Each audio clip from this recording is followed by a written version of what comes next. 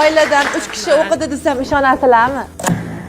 O'zlarim tavsiya qildilar. O'zlarim qizlari uchalamiz kelib mazza qilib o'qidik. Karimbayeva Gulnoza Qoraqalpog'istondan keldilar. Keling.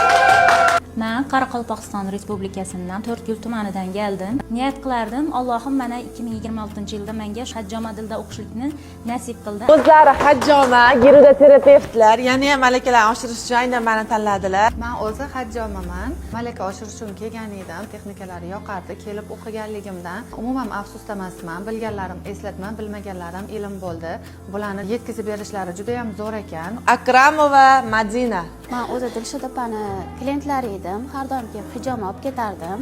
Foydalarni rosa sezganimdan keyin o'zim o'qishga qaror qildim. Dilshod opani tushuntirishlari, dars olib borishlari, klient bilan muomalalari juda yoqqani uchun shu kasbni tanladim. 18 yoshlarida bu ilmni o'rgandilar. Men bu yoqqa oyim bilan kelganman. Yoshim 18da. Ko'p hajjomalarni ko'rdik, lekin aynan bizga hajjoma dil yoqdi.